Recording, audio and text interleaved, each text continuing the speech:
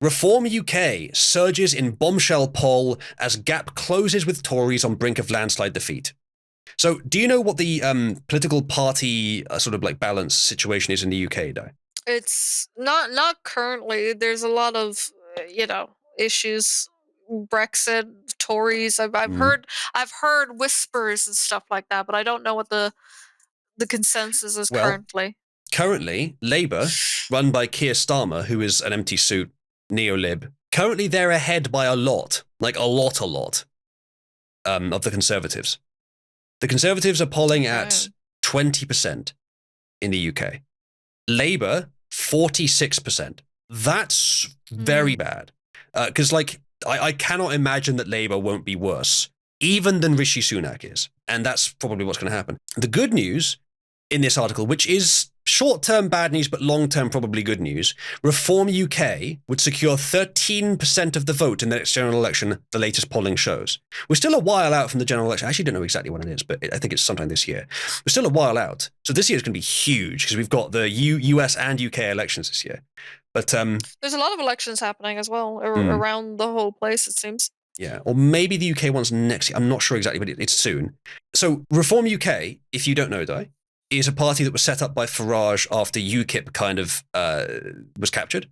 And I Reform see. I UK see. is where a lot of the British pro-Brexit and actually conservative and also libertarian politicians have gone, and like thinkers and speakers have gone. As I remember Trick talking about Yeah, UKIP quite often. Reform UK is basically just the new UKIP.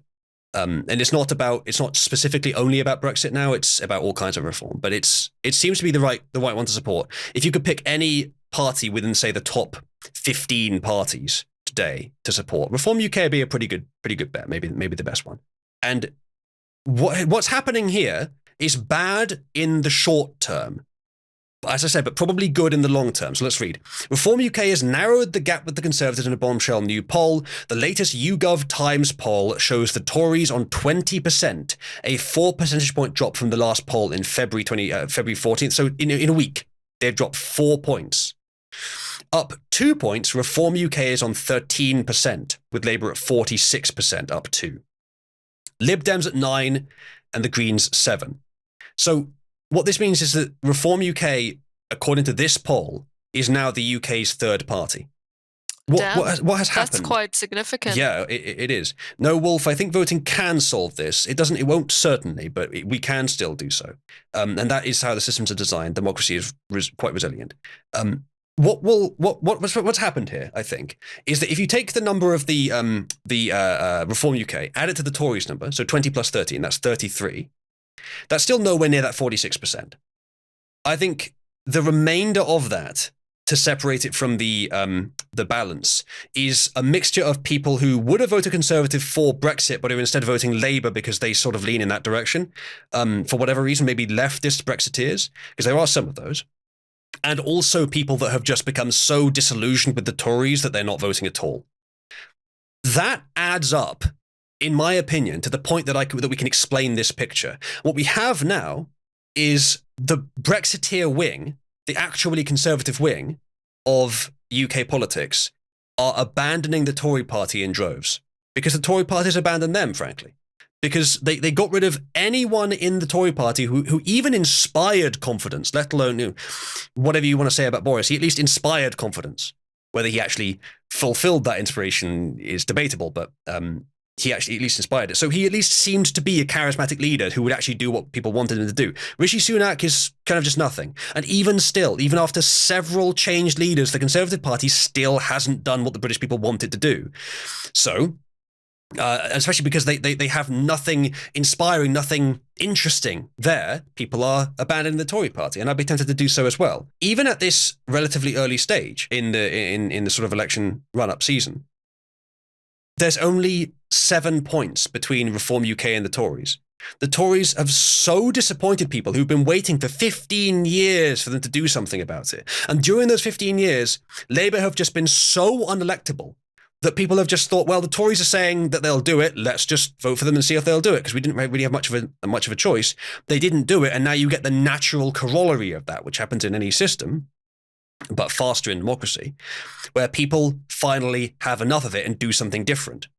Actually make a different party actually, Yeah. able to do so, because in Ireland it's the same thing where you have these three specific parties that have been just constantly going around for ages fighting each other, right? But then you get the whole like, oh, they're actually colluding together and they're only pretending to fight each other, and then when they claim they're going to do something, they get into power, they do the exact opposite, lose confidence. People, like you say, lose confidence because they keep redoing that over and over, promising something, getting into power, and not doing the exact opposite.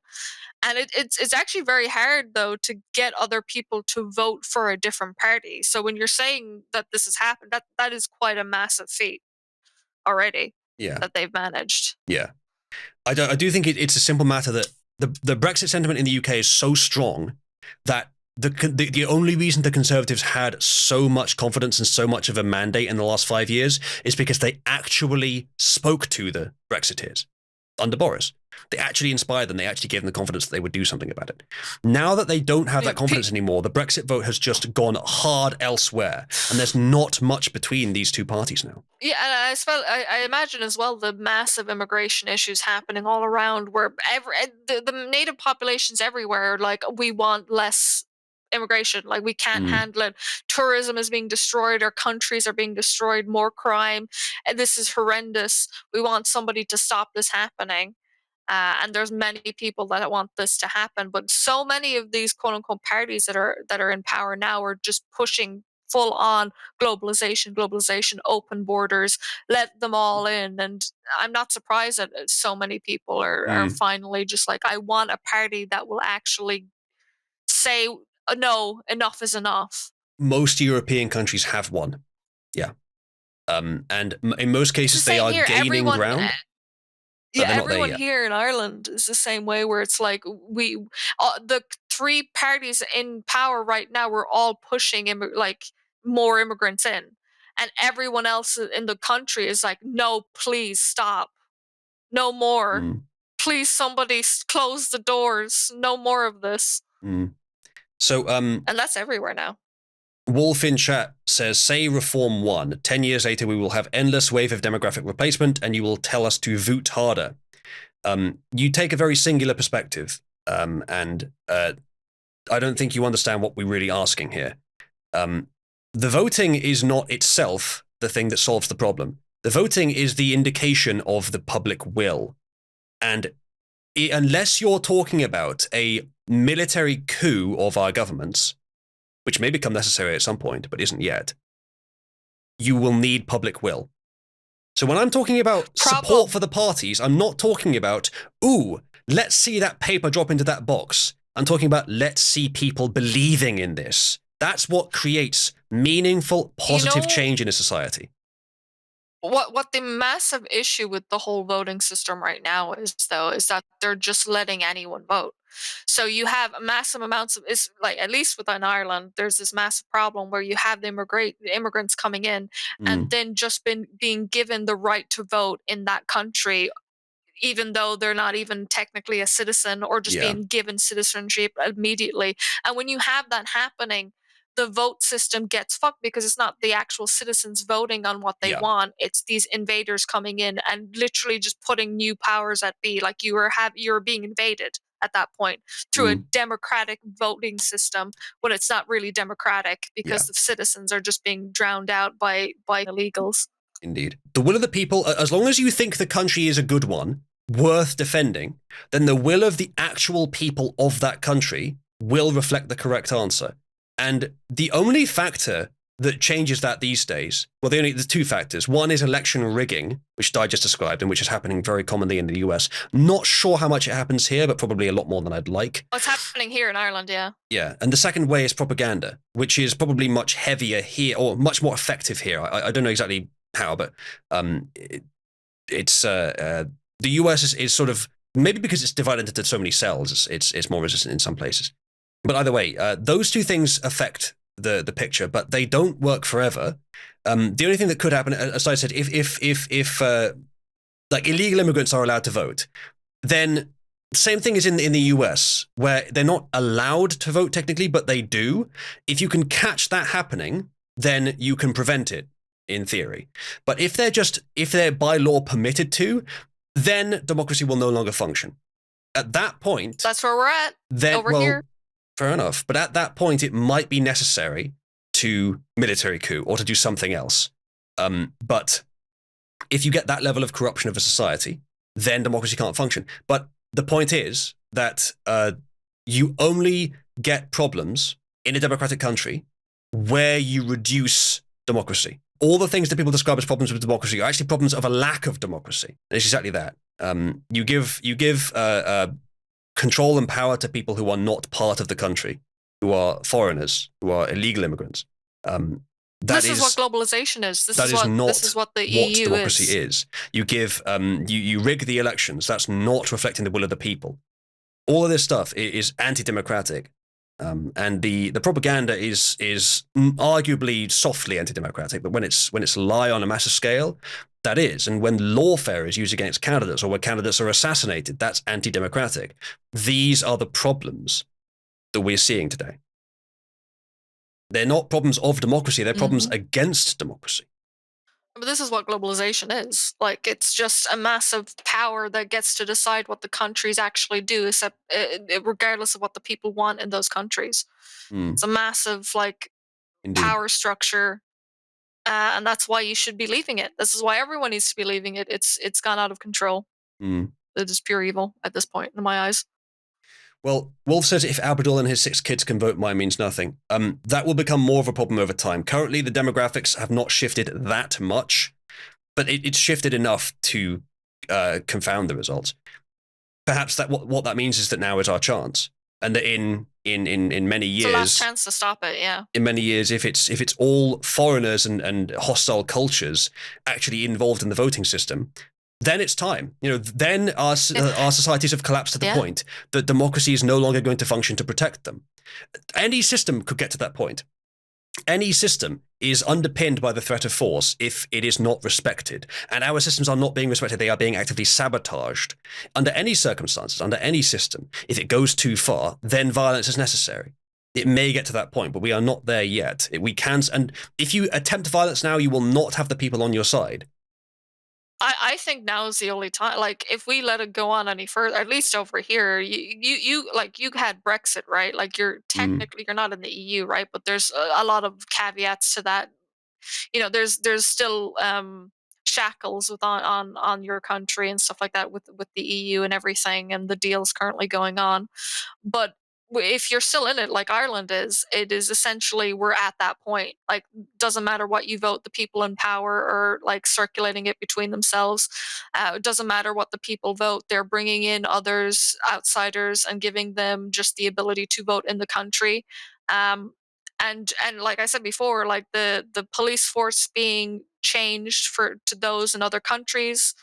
Remember in Ireland, I was telling you the massive what was it, a position, the police position within Ireland, the highest position being given to like a Canadian citizen, not even of Irish descent or anything.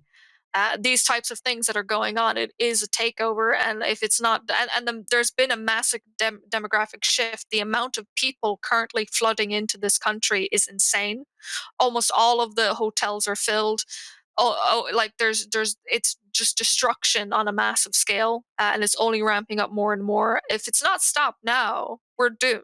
Like, any longer, and we will be outnumbered. At least here. Like, it's crazy. The census even showed the massive demographic shift. Though they were mad that there were still a lot of Catholics within this Catholic country. They were very upset with the religious aspect of it when they did the census over here. Some countries are closer than others. Like, I'm confident the US can solve its problem democratically, unless if they kill Trump, that's a bit different. But unless they do that, I'm confident they can solve it democratically, because this year is looking better and better as we get closer to the election. And even 4 years of Trump could be devastating to our opponents, especially if then he makes it impossible to rig the next time. Then Republicans will win for 10 years at least. So that's okay. I'm less confident about the UK. Variable confidence about various European countries. From what Dice told me, Ireland might be in an even worse state than the UK is. We're as somebody said, we're literally on the knife edge at this point, and there's already, like I said, people are already destroying hotels, making it like all of these centers being put up. There's been like little villages being destroyed and decimated, local populations, not enough housing. It's I don't know how it hasn't gotten insane yet. And Mm, even when I was walking through like my closest city recently, the graffiti on the walls and like the messaging and everything that is on there is very telling of what the people actually think. mm, There's a lot of hatred. And like when you see like a full on, what was it, a paragraph of their hatred for the government and the tyranny on every wall you walk by, is kind of like, oh, I guess we're at a point where people are quite upset mm, now. And especially when you're walking through a place that you knew that it was beautiful and had all of these shops open, and now the shops are closed. There's people that are on the floor sleeping in pure like cold with all of these messaging and symbols around, and it's the the shift here is very scary, and it's happened very quickly. mm. I don't see things like having a peaceful solution if this continues. That may be the case, yeah. Our nations should, if it's at the point where democracy will no longer function because it's been sabotaged so much, then other options should be used. But we're just not quite there yet with the UK, with the US, and a few others. I'm not sure about Ireland, and there's other countries I don't know enough about to say for sure. But it would be unwise to jump the gun in these places. And Wolf in YouTube chats is saying, oh no, the people that allowed this to happen won't be on my side. It's also people that would agree with your politics, just not with your methods.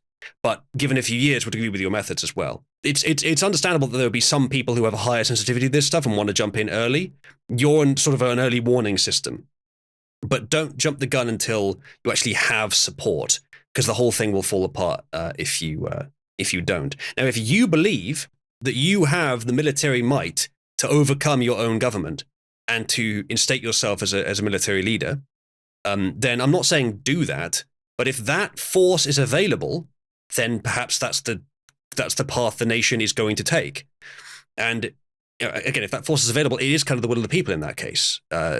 If democracy fails, if democracy is sabotaged sufficiently, so I'm not saying don't do it, but I don't think we need to yet. I think it might come to that.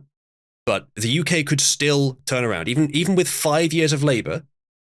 Even if we end up with that, as long as after that people vote for something better, then that could be enough to turn it around. But someone else said Reform UK won't deport. I don't know if they will or not. I need to look into their policies a bit more. But they're the most likely of the major parties to deport, I expect. At the very least, they are the closest thing to that. So it might come to the need for violence. I say this regularly, chat. Don't think that I'm against the idea, but we're not quite there yet. It would be unwise to jump the gun, I think. Yeah, Shay says, if you jump at it, you will become like half the African nations that have a bajillion armed groups, each wanting to be the ruling party.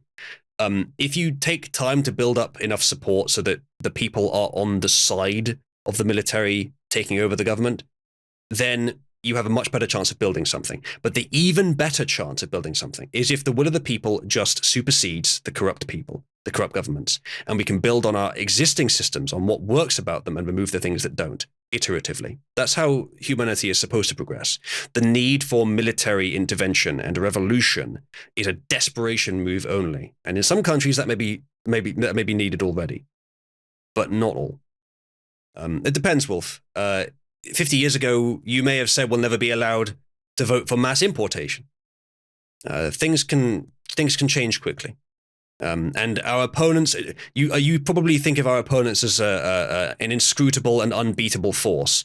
I think that their power structures are crumbling, and this is just the last lashings out of a dying breed. They could fall apart a lot quicker than you expect. Changes like this are this is a big one, but changes like this are quite normal in society. It's 100 years since the World Wars, since World War One. I expect what we're going through now is just it's just coming back around again. That instability that civilization goes through every now and again, it's just come back round again. The only difference now is that we're not at the point where mechanized warfare is the means to deal with these problems. We're at the point where information control is the means to deal with these problems. And that is the war that we're dealing with today. That's why they're so desperate to keep everything censored, right? Mm. Like the more and more they censor words, the easier it is for them to control information. That's why they're very upset with like the whole Twitter nonsense that's going on and desperately trying to make laws, hate speech laws and things like that to keep those words and hidden from people, keep them in the dark, keep them compliant. So they Reform UK outperformed their last elections in Wellingborough and Kingswood significantly. It doesn't sound like much. It's only 13% and 10%, but remember, it's about plurality. That's probably not too far off a plurality. So it's a good start. 2 Conservative MPs lost their seats in Wellingborough and Kingswood. These were Conservative seats, and I think they were taken by Labour.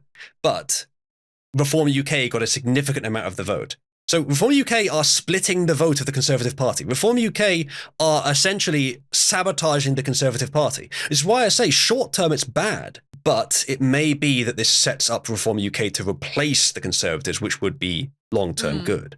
It may even be that that replacement can happen quickly enough that Reform UK can even win this election. It's not likely, but it's not impossible. Or that the Conservative Party changes so much in the next year as a radical reshuffle that people can actually vote for them again, at which point they'll probably compete with Labour, maybe even beat them. But what I would prefer, I think, is Reform UK to replace Labour right now, replace the Conservatives right now.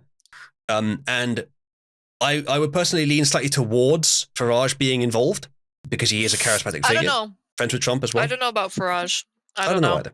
Me and Trig have had the talk about him where it's like he seems to always dip. Yeah. Right at the last second, and then everything falls apart. Yeah. I think that's not a matter of like deliberate sabotage. I think that's just a matter of either laziness or humility or something like that. But he is a very powerful political figure. So even if his intentions are, look, because we disagree on some things, me and him, even if his intentions are not exactly right, he is a powerful political force. And now is the moment for him to use that power for the benefit of the party that is the closest to what we want. Yeah, but is he good? Would he actually do that? Well, I don't currently know of anyone better. I don't currently know of anyone better, but maybe I should look into Reform UK further. We need a charismatic leader to rise up, guys. Maybe not with that mustache nowadays, but we do need a charismatic leader. Maybe with this mustache. No, God, no. God, no. It'll grow on you, Di. Rishi Sunak is under intense pressure as he has failed to close the opinion poll gap, with Reform gaining and the gap widening with Labour. Yeah, chat, I think, like, despite the fact that Labour and Conservatives have been the two parties for years and years and years and years, and I don't think that the Tories are in an unsalvageable state, still, I think I would rather that they collapse than not right now. I think they would rather collapse and be replaced by something led by, from the start, Brexiteers and true Englishmen who can actually do something about this more than they can. We need change to happen. We're at the point, in some ways, we're at the point the US was in 2016, where it's like, you know what? Trump is this sort of like mad risk of a candidate, because he was back then, mad risk of a candidate. Who knows what's going to happen? But he's better than what they've had for the last 10 years. He's at least different. Like, he might be better. He's at least going to shake things up. That's probably where we are now. If Reform UK take like half of the Conservative vote share and Labour wins, then at least it'll have shook things up, and we may have, just as the US had 4 years of Biden, where they learned what was wrong with it and then are going to vote even harder for Trump this year and even less well for Biden. It may be that 5 years of Labour is what our people need to finally recognise how bad things are and then vote in overwhelming numbers for Reform UK. I'm not saying I want that. I prefer they win this time. But it's not the end of the world if Labour does win. Reform UK's Ben Habib. They're led by a Brown, by the way, Di. I think, or not led by, but I think that actually are they? I don't know, but he's the MP. I honestly think that is also kind of what's pushing people in this direction, is because the more and more they see of these foreigners being in position of powers in these countries, it's quite obvious that it's being taken over from within. right? And that's Mm. why they're pushing this whole what is it, diversity, and this is a good thing. And then they have more and more of these people cropping up, and then everything gets worse. It's like there's only so much people can turn a blind eye Mm. to, but when reality shifts in front of their very eyes and things get worse, like they can't really hide from that forever. Our opponents believe that non-whites are dangerous to civilization. And Gotcha. in practice, when directed in specific ways, they are. Whites They don't have to built the be. civilization. I just don't like this is they're terrified that the whites will have control of the civilization they built and Yeah. continue to run it Well, forward it is and to sabotage. have like Mm. yeah. I've been Yeah. thinking that there's a way to express this kind of change because European, Western, white civilizations, whatever you want to call them, became so powerful, so much better than every other civilization, that they rested. And that's what often people talk about with the boomer generation. In fact, the entire last 100 years, we've been mired in peace, and people have forgotten a lot of the hardship required to build up to this level of civilization in the first place. Now, I don't think it's all bad. And the last 100 years, we've seen a lot of good effects. And even that itself has had, like the peace has had positive effects. But too much peace will lead to a structure becoming complacent, any structure. A corporation, if it becomes too powerful, it'll become too complacent, which is what's happening with a lot of our enemies right now. But that complacency, it's only limited really by competition. And so in order for a country to stop being complacent, it has to face negative consequences. And then it can either collapse or recover in light of those negative consequences. So I think this is a natural rebalancing technique that evolution has to keep every population roughly competing with each other. Because if one population is just way better than everything else, then it's not going to be competing as well. There's not going to be as much variation of competition. You might get a local maximum, which then wipes out the entire species because there's not enough variation, not enough adaptability. So unless that one technique takes over everything and is so effective that it can take over everything, it needs to be competed with. It needs to prevent complacency. It needs to be itself self-adaptive. So what happens is it becomes complacent, and because it's so much more powerful than everyone else in the world wants to beat it. And the complacency means that the power it has can be taken too easily by foreign supported agents. And once it's taken a little bit, money can be funneled out to those other groups, like China, for example, that gets powerful, or like the people that are selling oil to the US, even though the US has the most oil in the world. These other nations start to get way too powerful, and then that compounds. They send more money into the individual politicians who do their bidding in these powerful countries because the countries became too powerful, the people too restful, and too complacent. And that just compounds, and it's a mechanism to ensure that no one gets too far ahead so that there's no competition anymore. Kind of like a crabs in the bucket thing, but in a way that kind of makes sense. Whereas crabs in the bucket is just sort of psychotic. In this case, it makes sense evolutionarily for there to be multiple different groups competing. So we fall further and harder because we did so well as a civilization that this becomes possible. And maybe that's what happened to the Roman Empire as well. They did so well and were so much better than everyone else that they rested too hard on their laurels. They became too complacent, and they could not recover from it.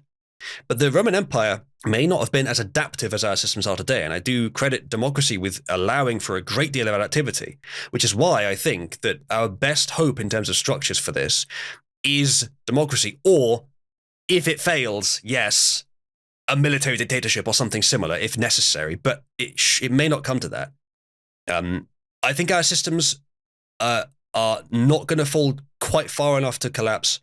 I think there's going to be just enough chance of adaptivity left that it will happen, but that these are all natural mechanisms, and all the other quote unquote civilizations of the world have become significantly more powerful by the complacency of our nations, which means that evolution gets its way and the world becomes more competitive. Where $80 billion of US military hardware has been distributed to random shitholes around the world, mostly by China. But China has become almost a peer militarily. Not a peer, but within compared to the worst third world countries, pretty close to a peer. Militarily. And the Middle East has become way more powerful than it has any right to be. 1,300-year-old desert sword-based massacre religion is now empowered artificially to the point that they're starting to take over the most powerful information age nations in the world that have ever existed. And it is purely because of corruption and complacency within those countries, because they became too powerful. They had no need to compete anymore for a short time. The universe will use corruption to break stagnation. And although I don't think the last 100 years were stagnant, on the scale of total human history, we were not struggling as hard as we should have been. We were not competing as we should have been. And in that sense, it was stagnant. Not in every sense, but in that sense, it was. I just hope there's not a lot of death this time around, but I don't know. Maybe that's wishful thinking. Yeah, I mean, Chase, you see it's not. you see all the white men. You see all the white men on the military ads. That's how you know it's getting serious. Yeah, Chase. It obviously varies quite a lot. I'm not talking about all the Muslim nations. Your nation, for example, Jordan seems to be better than most, but a hell of a lot of the wealth in the Middle East is because of unnecessarily buying oil. Wolf says, you view it as because of corruption. I view it as an inherent flaw in the current iteration of democracy. Universal suffrage needs to end. I know you view it that way. I can certainly broach questions about universal suffrage. I could consider the possibility of families having the vote, not individuals. That might be better, but that's a very, very basic natural thing that's always existed in human society. And is a good filter for wisdom and for competence and for stake in society. So that's what I would consider. I wouldn't go any further than that. I don't like any other ideas because it's too elitist, and moreover, it's too dependent on government definitions. With a family, how you would actually instantiate it is only men vote. But then, of course, in a family, the women can influence that and will the women often influence it more than the man does. It's just that the man is the one that actually puts it in the ballot box. You could do it in other ways potentially, but that is the dynamic that probably works the best. So that I may be open to, but I don't think universal suffrage is the problem. I figured, Wolf, that you would talk about the Starship Troopers model. The problem is that what you're saying there is, please, government, please let me vote. I will work for you. I will fight wars for you. I will assist wars for you. Just please let me vote. In a healthy system, Wolf, the Starship Troopers model of civilian and citizen is okay. Maybe even better. In an unhealthy system, which is inevitably going to happen eventually, it is much worse. I prefer a more balanced model. Universal suffrage is the most balanced model. For democracy, for voting, except maybe family voting, as I said just now. However you end up implementing that, which you could argue still depends on government definitions to some extent, but it's much, much more natural and much less dependent on, well, I did the work, why am I, the bureaucracy said you didn't. Like, at least with a family, it's like very obvious that it's the case. It would take a lot more bullshit to prevent that from working. Yeah, Wolf. You fundamentally misunderstand what a constitution is. The Constitution does not make law. The Constitution reminds people what they must protect. Has a government ever defied its own constitution? Yes, of course it has, repeatedly, in many subversive and even sometimes obtuse ways. Of course. So the Constitution only reminds people what they have to defend. And you can see in the modern day, people aren't defending it as they should. Ginger says, what is your opinion on to take universal suffrage if you're receiving benefits or are imprisoned? Yeah, maybe so. It's still quite government dependent. I don't think prisoners should vote, and maybe you could expand that to people on benefits. However, as I've mentioned, and this is why I would say families, because it's such a simple, like, basic model. But the reason I would actually lean in the direction of yes, universal suffrage, is because every part of your society has a stake in it, and wants to see it succeed. There's exceptions for, like, foreigners who are so different than your society and who wanted to change so much that doesn't really count. And probably I could justify that better, but as long as you maintain good gatekeeping for entry into your society, then everyone in it wants to continue in its basic form and has a stake in it. wants the principles of your society to be maintained and has a stake in it. So do the people on benefits. The prisoners, a little less so. But the people on benefits, there are many reasons to be on benefits. It's not just sponges, though they do exist. It may also be people that are hard on their luck or who haven't found the right path in life yet. There's all kinds of reasons. But they, too, can notice problems that no one else can. The more different kinds of people you have reporting problems and caring about problems, who have a stake in the system, the more likely you are to be able to attend to those problems. If you have a system where only the elite make decisions, the problem with that system, well, it may not be immediately obvious if they're wise elite, but the problem is that if they're wise elite, they may still not be aware of all the problems because they have to fetch the problems themselves. It's like saying we have a controlled economy, like a planned economy versus a free market. In a democracy, you have a free marketplace of problem finders, of sensory organs of the entire human body, the entire body of the country. Everyone can make those determinations. Everyone has their own unique perspective. Anytime you try and say, well, this set of people with this set of biases and this perspective are not relevant, that is exactly where your blind spot is.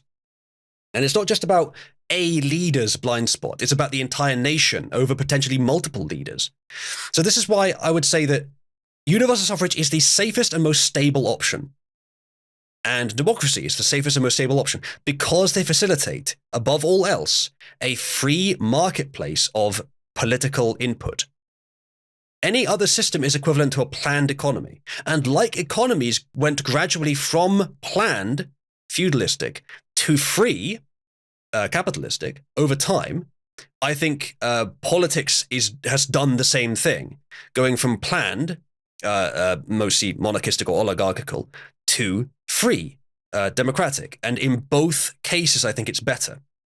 Now, people can easily point out, well, look at the problems of today. The problems of today could happen in pretty much any system. And we are facing perhaps the most sophisticated information warfare, definitely the most sophisticated information warfare that has ever existed. We're facing problems, the scale and complexity of which would be beyond the comprehension of people even 50 years ago. It's incredible what we're facing. And yet our civilizations still stand after, depending on how you measure it, between 10 and 100 years of deliberate sabotage and subversion. They're still standing. I'm still here talking to you. They're still the greatest nations that have ever existed. Even right now. Exactly. Wolf has said exactly the thing I predicted he would say. Yeah, any system can do that, Wolf. The difference is that under a system with a more dictatorial leader, there is nothing to stop it. Not except people actually fighting against the government, which, of course, they will only do when things are worse than under a democratic system. Under a democratic system, you can fight against your government by changing the name that you write on a piece of paper. And so you can solve problems that way. And people will do that at a relatively low amount of oppression. The only reason it's been so skewed today is because of massive propaganda, as I said, incredibly expensive and sophisticated propaganda, and election rigging in some places.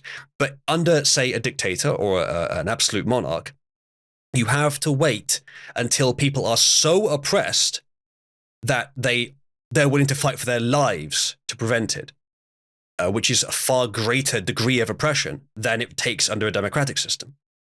Again, the only things that are causing the problems today are where democracy is sabotaged and eroded. Same thing with capitalism too. You're bringing up contemporary examples of problems when I'm talking about the structure itself is not the problem. Like Rotherham is the fault of Islam.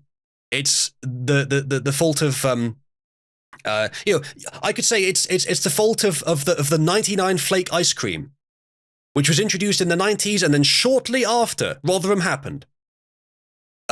You've got to find the causal link. You can't just correlate the two things together. Democracy exists at the same time as Rotherham. Democracy also has existed at the same time as by far the greatest technological leaps in human history. By far the greatest leaps in life expectancy, in reducing infant mortality, in curing diseases, in solving philosophical and mathematical problems. in all this stuff, in objective measures of human enjoyment, many of them, if not most, have gone up, though some have gone down, I expect. All of these things have changed, and democracy is correlated with so many really very good things. Science and democracy, science as in its modern understanding, has pretty much completely correlated with democracy. So democracy is not necessarily the cause of Rotherham. In fact, it might be the only thing that stopped it getting worse than it was. Or it might just be neutral. It didn't have much of an effect. It didn't protect it. But some other system might not have done either. And it may protect it in future. It may solve the problem. It may reverse the problem. If you want to blame something, don't just blame the structures. Blame the people in the structures. And blame the people who fail to do anything about it. As I said, I think this is very big natural processes. The small examples that you named, though it seems big on the ground, but on the grand scheme of the civilization, it's small, are casualties of changes so big that we can't even perceive them. The species does not operate in a sense of caring about individual cases, evolutionarily speaking. It operates in pure merit terms. And right now, the merit of the West is being questioned.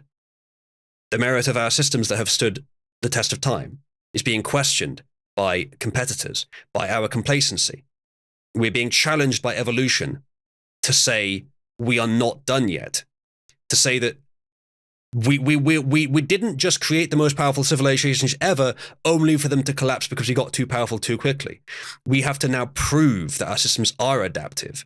Frankly, anything short of that, any attempt to betray our principles, to betray the great things that we've created on the basis of, well, I don't like it right now, let me change it. Like that comic where he just smashes everything up and says, oh, it's worse. Failing to protect what we've built, failing to protect the good things that we've built, in light of mere correlation, doing the work of the people who hate democracy and are using it as a shield to make you think democracy is the problem. That's giving up. That's surrendering. That's destroying ourselves. If it comes to the point that we have to, it's better to do that than to actually die. But we're not there yet. And frankly, never give up, never surrender. Yeah, Wolf, you are making my point there exactly. The democratic will of the people has been consistently against mass migration. Right. So democracy isn't the problem. There's other things are. Things that you could argue are within democracy. But the people who are arguing against democracy are very much like the socialists who argue against capitalism. But there's exploitation in capitalism. Yeah, but that doesn't mean that capitalism at base is the problem. Capitalism at base is obvious and excellent. It's only at its excess points or where corruption creeps in or where you have bad situations happening within it, or perhaps features of it that we need to tweak, that you get problems. Same thing with democracy. Democracy is not the problem. If you have systems within democracy, ideas that don't hold up under certain circumstances or could be improved, that's what needs to change, not the overall system. As far as I see it, democracy is an elaboration over monarchy. It's the same idea of agreeing on some rules and then running your society by them. We just agreed on more rules. And the rules we agreed on make sense at base. It's just a few more rules on top of monarchy. That's it. But many things that people associate with democracy are not necessary to it and need to be refined away. The corruption, the bureaucrats, all this stuff it's not necessarily part of democracy.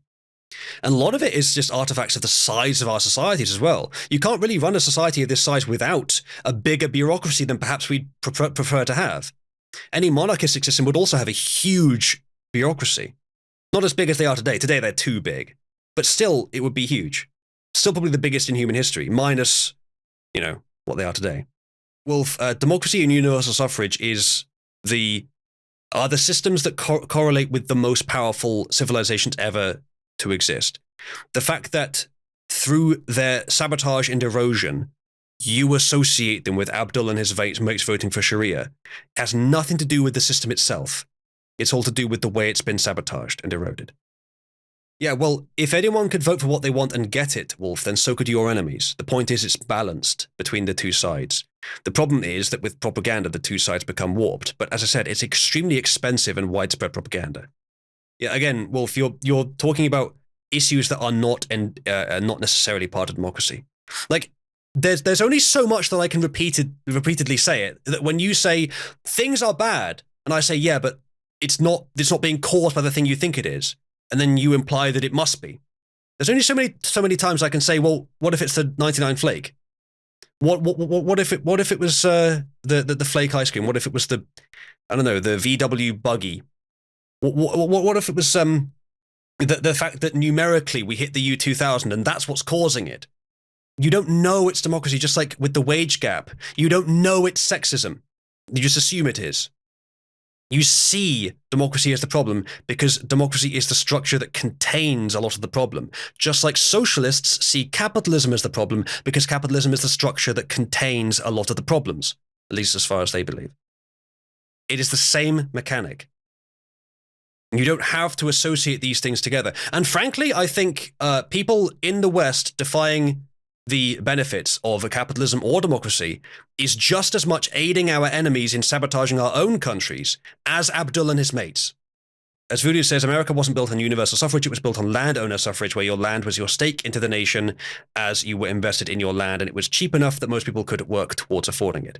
There is some validity to that, but again, it's the same thing as I said before, it's a less balanced system. If you get to the point where you have an unhealthy society, where the opinions that you need about what is best are only held by people that don't hold land, then you get problems.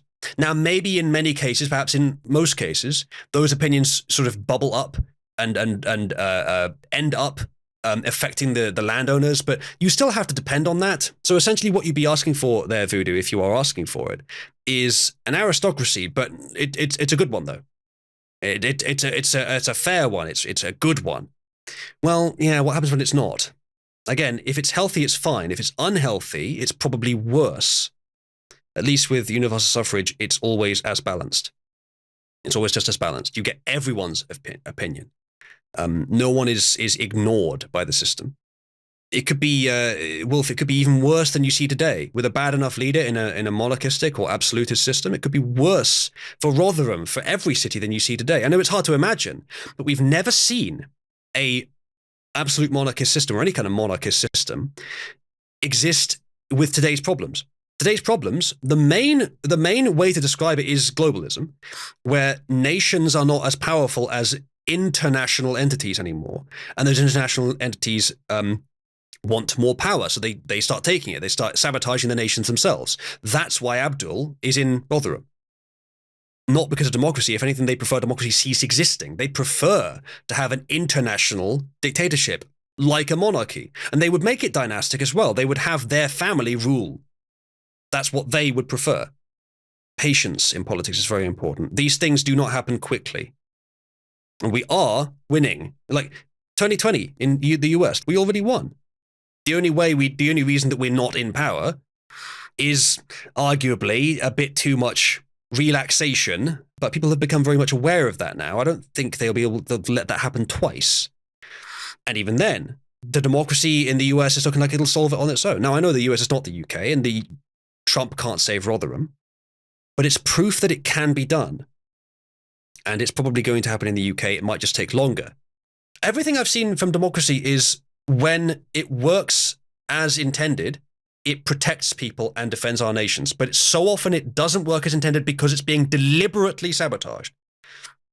I've only seen it in the modern day either do good or fail due to sabotage, either through massive propaganda or through rigging. Yeah, as Wolf says, he doesn't care what system it is as long as his countrymen stop being abused. I agree. And I think the best chance we have for that at this present moment is to continue on the course that has been our people's course for generations, and allow our systems to work adaptively. But it may come to the point that doesn't work, in which case it has essentially become a hot war, and each group, because Europeans, primarily whites, but also just cultural Europeans, are under attack. That's been true for years. If at some point we decide that the only way that we can defend ourselves is directly, then I'm not saying that's good, but it may be necessary. And that's perhaps what evolution deigns necessary, perhaps what evolution deigns right. But we're not quite there yet.